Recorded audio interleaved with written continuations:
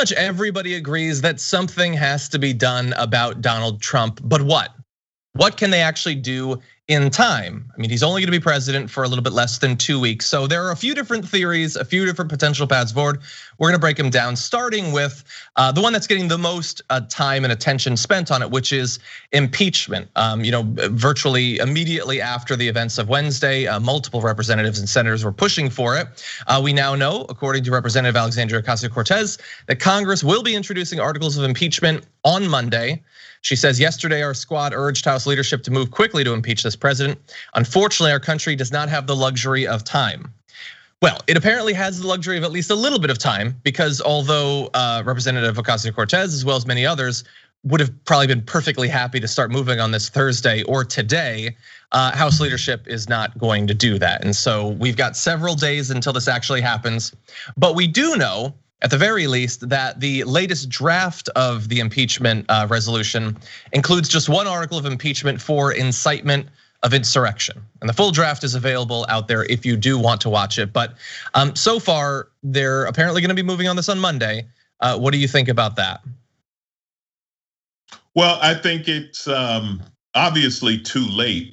I don't know if it's a good idea because it calls attention to the failed impeachment last year, when it should have been done. You're basically saying, look, we screwed it up and we allowed him to stay. And a lot of Republicans are saying, I had no idea he was that bad, which I don't know what planet they've been on. But now do you call attention to the fact like, oh, we're gonna impeach him with well over a week to go? We're badasses, right? So what is this? So that the next election cycle, they can say they voted for impeachment or whatever. It's theater. And it's ridiculous. Unfortunately, it works. People fall for this crap. I completely Viviana, agree. You want to jump in? I completely agree with Alonzo. It's a day late and a dollar short. It's largely symbolic, and sadly, it's just another example of the disgusting display of white privilege that we've seen this week. And frankly, the whole Trump administration, the whole 4 years that he's been in office, where he's going to be guilty of something and not be held accountable for it. I understand that we should make a stand and say this is wrong. I know Bernie Sanders tweeted that as well, that this is something that's on precedent, but we don't have the time to do it. We barely had the time to do it when we had the time. And now it's a day late and a dollar short. It's going to amount to nothing. It's political theater, and like Alonzo said, completely right. It works, and a lot of people, a lot of rats are jumping ship right now, and this is a good time for them to get on the right bandwagon. Yeah, I think I might disagree in part with you. I certainly agree that some people, like fleeing the administration the last couple of weeks, are doing it to save themselves. So let me see if I can potentially sway you with a couple of the arguments that I've heard about why they should do this, beyond just God only knows what he could do in the next week and a half. But one argument is that in theory, there have effectively been no permanent legal consequences for literally anything that Donald Trump has done. And by the way, many people are saying this sets the precedent that a president can get away with breaking the law. I've said for a long time, no, it continues the precedent that presidents can get away with breaking the law. Absolutely. They've always been able to do that. But they can still do that. So arguably impeaching and convicting him now would at least send a message to a future, potential authoritarian leader, whether it's a Cruz or a Hawley or whoever, to say there could be consequences. The other argument being that in theory, were he to be impeached and convicted under the Constitution, if you're convicted as a result of impeachment, you can't hold future federal office. So that would, in theory, stop Trump from running in the future. Those are two of the arguments I hear. What do you think about either or both of those? I like the idea that he can't. Go ahead, Alonzo. No, you go ahead. I just was saying I like the idea that he wouldn't be able to run again. I know that he does have a lot of ambitions politically, whether it is in office or not. So I like the idea that we'd be able to block him out, but I just don't think it's going to be successful. Mm-hmm.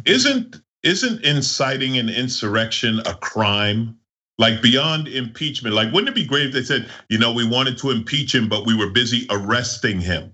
And I believe once you get that felony on your record, you're probably not going to get to run again. No, this is too lightweight. I mean, this guy incited a riot where people were killed, so we're going to fire you from your job. That's the penalty. No, right. Go listen. You swing for the fences. You know what I mean? Like charge him with the worst crime you can, because we know how this works with politicians, especially with outgoing presidents. They're never held responsible or accountable for what they did, right? It always just goes away. So charge him with the most you can. Charge him with a crime. I believe if you start a riot and someone gets killed, you have broken the law. That's the way I understand. Now, mind you forget the caveat though, Alonzo. That's only true if you're not rich and have political friends that you can just grease the wheel and get yourself off that court case real easy. So it just depends on who yells fire. No, well, I fully agree. There's a difference between being arrested and being convicted. No, you're not going to convict him for this, but just to arrest him for this, I think would be. It would look better than this impeachment routine. Well, I'm gonna jump ahead because we're talking about potential legal consequences. That is one thing that at least is being talked about. I personally think that I'm gonna. This is a spoiler alert for all of these. I don't think they're gonna do any of them. Honestly, maybe they'll impeach him again, but I don't even think he'd get convicted if he was impeached. But supposedly, the Justice Department said yesterday that it would not rule out pursuing charges against Trump for his possible role a day earlier in encouraging a mob of his supporters to march in the Capitol. So supposedly they are thinking about this. Conceivably, it becomes easier once he's not president anymore, so they don't have to worry about the Office of Legal Counsel memos from the 70s that supposedly protect the president from being charged with anything. So that is a possibility. That seems like more of what you're both leaning towards. How likely do you think that is to happen?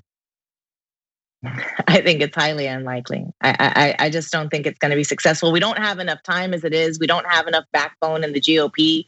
I mean, we're lacking a lot of main things here that we need to do to hold this guy accountable. I mean, I don't even know if we had any time to try to convict him for attempting to steal the election himself with the call with the Georgia Secretary of State. I mean, we haven't even processed that. Like that just happened like 3 minutes ago. We're already on to insurrection at the Capitol. I love that you brought that up, Viviana, because that's been true of his entire administration. The next scandal or the next crime happens so fast, you forget the prior one. Now, John, as to what you're saying about the Department of Justice charging him, I happen to be in my office in my house, and I'm lucky to have 2 big windows here, and I've been looking outside. I haven't seen a pig fly by. I haven't seen any pigs fly, so I'm gonna go with no. No. You would love it. My hope is once he leaves, New York, man, New York, that Southern District, they are gonna go after him. I'm like, no, just let him out. Let him out, because then you can't stop them. And New York prosecutors love going after Trump, even if they don't put him in jail and just take money from him. That's something, because it hurts him. It's a loss. But as far as federal, the new Attorney General Merrick Garland or whatever going after him, I seriously doubt it. I think most of those protesters who stormed the Capitol are going to get away with it, because we have an incredibly short memory. And in another month, there'll be something else, and they're not going to charge them. They may get a few of them charged, but under Trump's executive order, aren't they all supposed to get 10 years in prison 10 years. for damaging a federal building? That's what they wanted. That is certainly possible. I mean, I would argue that by the 19th, when those same insane people are once again at the Capitol, we'll probably have moved on from this. But yeah, look, I know in theory, once he leaves the presidency, he's going to be open to all of those potential other angles, including the Southern District. And I think, they will certainly hound him. I think that they're hot to do it. But again, he is protected in the way that Viviana was pointing out. He's an incredibly rich, well-connected individual. So I don't know what's gonna happen. I would say that if it were up to me, if it was down to the Southern District gets him on his taxes or something, or he goes to jail for inciting a riot, I think it would be a much stronger signal to future presidents and elected officials to go with the latter. Even though there are so many financial crimes, obviously. I mean, talk about moving on from things. Like when some of his taxes were revealed, it made clear so much that he'd obviously done it was illegal. Nobody even talks about that. So no one. Yeah.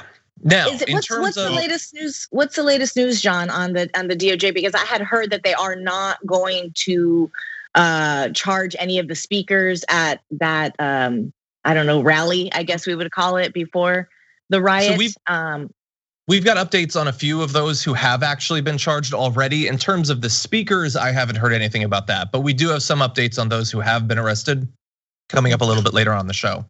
Really fast.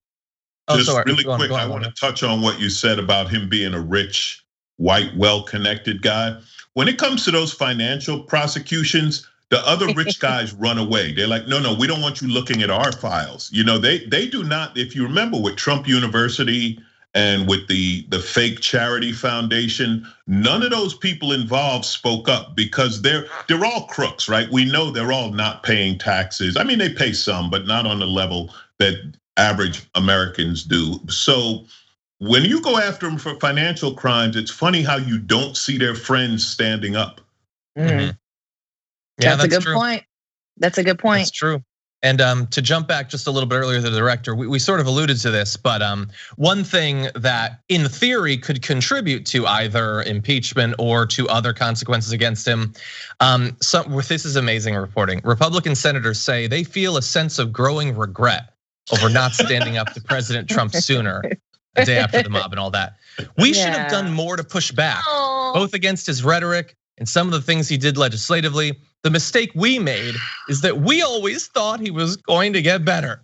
We thought that once he got the nomination, and then once he got a cabinet, he was going to get better. He was going to get more presidential. And I don't know exactly what happened after that, but if I can ad lib a bit. And that is why, finally, at this late date, I am going to take the bold stand of anonymously saying this to reporters. Still anonymous. That person who's talking about regret is still anonymous. Clearly, you haven't reached the point yet. No, it wasn't enough to call Mexicans rapists. It wasn't enough to have a Muslim ban. It wasn't enough to take infants from their mother's breast. It wasn't enough to all of his evil rhetoric. But this now at the 15th hour, now I'm going to take a stand anonymously. Yeah, there's an old parable about a snake giving a mouse or something a ride across the river, and then when he gets to the other side, he eats him, and he's like, "Well, you knew I was a snake to begin with, right?" It's something like I'm sure I'm butchering it. I'm doing a George Bush on that story. Remember when that was our problem? That George Bush would mix up parables. Remember that was a big problem. The good old days. Viviana, you're young. You might not even remember this. I don't even know. But no, this is. I was there. It's the saying. This is like thoughts and prayers, right? This is the saying. This isn't who we are. I didn't know who he. This is their new fallback. We thought he was going to get better. We didn't know he was bad. Yeah, sure you did. So yeah, I think Nat King Cole sings a song about it. A buzzer took a monkey for a ride in the air. Okay, I won't sing it. See, I'm holding up for that song. The good thing about that parable is that it works no matter what animals you put into it, because they all eat each other at the end of the day.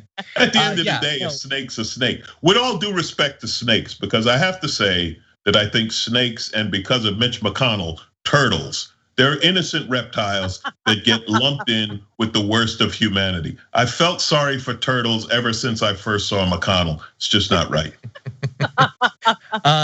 Finally, in terms of consequence, this is a more limited one, but I thought this was interesting. This was from earlier this morning. According to AP reporter Mike Balsamo, Pelosi tells Dems that top military official assured her steps are in place to prevent Trump nuclear launch. Although numerous Democratic lawmakers have pushed for legislation that would limit the president's ability to launch a nuclear strike, including by requiring additional officials to sign off on a launch and making the no first use of nuclear weapons an official US policy. So she reassures us that he is not going to nuke, I don't know, some other country, our country, who knows? There's still about 10 or 11 days left, so maybe that's one less thing to worry about. I think this is dangerous. I think she really, she's not my favorite person. I'm not saying that I would have ripped her placard off of her office and beat down the door and done all that, but she tends to do a lot of political theater, and this is rabble rousing of the left. This is saying, look, it's so dangerous. And it's when we know, and she knows that there are a lot of steps in place before you can turn those nukes. And there's still a lot of damage that Trump can do that has nothing to do with nukes. So for her to take that step, and claiming that it's to sort of appease everybody and calm everybody down. We need to have him put a lid on him for a lot of reasons. Even just his mouth on Twitter can get the country in trouble.